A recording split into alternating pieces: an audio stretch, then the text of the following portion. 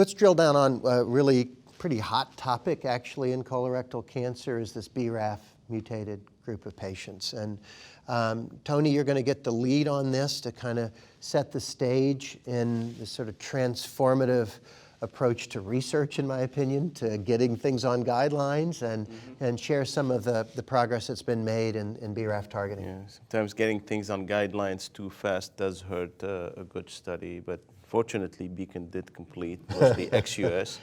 But how did we get to Beacon? I mean, start with Scott's study. So, well, it started actually with Scott's and others as well working in, in their labs, asking the right questions, understanding, what drives BRAF-mutated colon cancer, because we've always known that these tumors behave so badly, and those patients' average survivals are actually what we see with 5FU alone 20 years ago. So the question is, how do you target those patients? Of course, a lot of the learned experience started thinking that this may behave like melanoma. We just throw a BRAF inhibitor in there and we're going to see some nice responses. Turns out only 5% of those patients respond, and the responses are a fraction of a second plus. And then trying to understand what happens, it actually has to do with the fact that you block BRAF and then you have more complex pathways within the cell that essentially make EGFR relevant again. And so it turns out that you have to actually block EGFR when in the presence of the mutation itself, EGFR on its own doesn't work.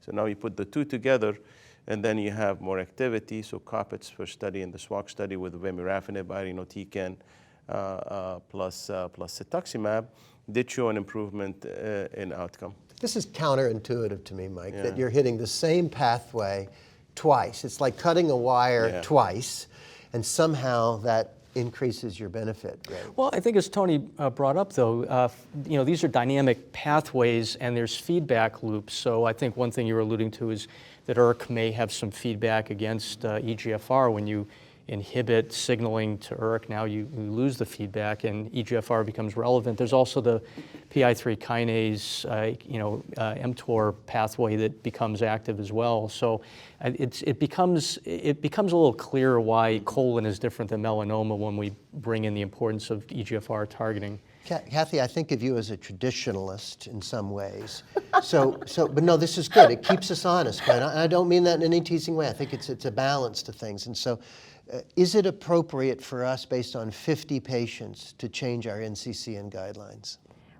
Well, it was originally 30 patients. For Scott's study, it was 50 on that arm, right? Are you talking about the original SWOG study? Yes. Yes.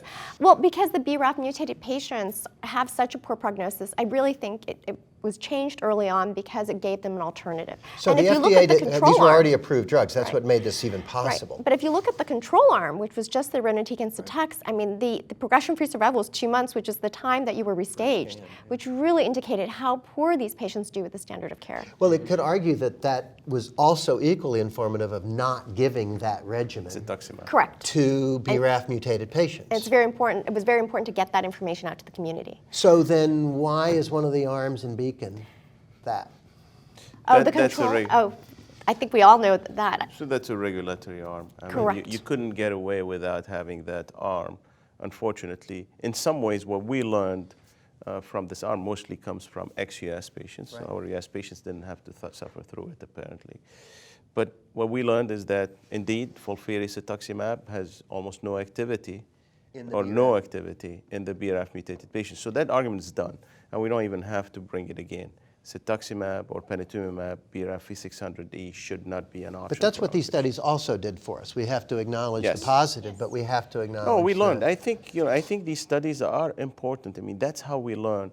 A 30, 40 patient study, we know from experience that, again, those are studies can look very shiny in the early stages, and when they go to the phase 3 battle, they end up being actually sometimes even detrimental. But this is a different setting. This was in a setting where we had an evolution of trials over about 10 years, where we had started with the BRAF inhibitors alone, then the BRAF inhibitors plus the anti-EGFR, and there were other anti-EGFR triplet combinations that were done and showed significant activity. And so, in many ways, I think the other studies helped validate the early results of the Beacon study, allowing it to be very, very good. I still don't think that the guidelines should adopt those quickly quicker than the study is completed. What if you were a patient the with a swab- BRAF V600E I mutation? I disagree totally with get you. it, but here's the problem, that again brings a lot of disparities, because even if it's on the guidelines, those that can afford it are gonna get it, those that cannot, do not. So those that can afford it will afford it either way, whether it's on the guidelines or not. Well, the plus guidelines minus do, few. for the most part, Yeah. support. But in all insurance frankness, coverage. and again, I think if you look at the vemurafenib antican EGFR, so cetuximab data, it's interesting, but the delta is still small. I think what you're seeing with the encorafenib, binimetinib, and cetuximab on the beacon is actually a much in a phase 3 study, where you actually end up being less selective. The delta actually is quite significant. The response rate goes from 26% with the 3 agents to 2%. Yeah. I wanted with the more. That's I, close I honestly to wanted one. more. Yeah. But it's better than what we had before. But now let's just Better than remind everybody 2%. what we're doing here. So instead of cutting the cable twice, we're now cutting it a third time, right? And adding a MEK inhibitor. Which and has there- its own side effects. It has its own side. But we have now 2 of these different regimens that have come forward. Some, the Beacon study, and then some other agents have been tested in this space as well. So we have a press release. Here to stay? These triplet now, or cut the cord 3 times is fine? The triplets, historically, if you look at all the studies, the triplets seem to perform the best in terms of response rate, perhaps PFS. Not sure about OS yet. And this is without chemo, right? So there's Yeah. no irinotecan in this No, recipe. Beacon has a One arm has a does. more simplified arm Yeah. that we haven't heard about yet. We'll see the results, so we'll see. But I The think the other doublet arm. exciting thing about, with the idea of kind of cutting the pathway in 3 parts is that also prevents a lot of the toxicity that comes with this regimen. So when I had previously done phase 1 studies with MEK inhibitors and anti-EGFR inhibitors, I mean, horrible rash. Spicy, wasn't it? Yeah, I mean, people's skin was peeling off. Yeah. And that's not what's happening with the triplet regimen. And so actually blocking the pathway in multiple places is actually blocking some of those things that really result in adverse events to these drugs. I have to say that was, to me, one of the most striking pieces of this, that the tox table really didn't show too much. And I was expecting to see a lot, and it seemed like it was a pretty well tolerated.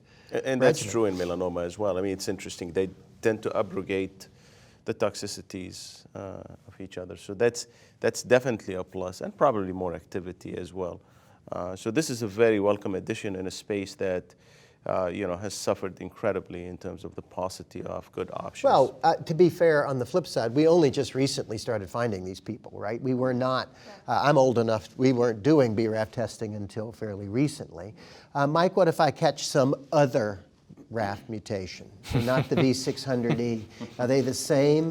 Do I apply the same logic, or is this unique to this target? If you can extrapolate from melanoma, there can be responses in others. I don't think we know well enough here. There's been some analysis, but the others are very uncommon. They are uncommon, and Yeah. I think we've got a little bit, not much data, but a little bit of data that maybe they do, maybe they don't. Kathy, what would you do with a non-V600E mutation? I mean, I think there's been some data. It's mostly retrospective. I don't think we really know what else to utilize for So you're those not patients going right to now. use this, though, and I just don't hope? think we're comfortable yet. No, it's a space that needs to be Yes. explored, Agreed. and that actually, perhaps could expand. That's another 3 to 4% of the patients, so it's not an insignificant number. They do a little bit better, but that doesn't mean that we can't actually think about targeting those patients. But we really have to know what mutation it is. So if it's a class 3 BRAF mutation that affects dimerization, hitting with a BRAF inhibitor like encorafenib is not going to do anything. But the cetuximab, plus a MEK inhibitor may actually do thing. And in fact, there's some data that just cetuximab alone is fine for that population. They tend to have a much better prognosis than patients with a V600 alteration.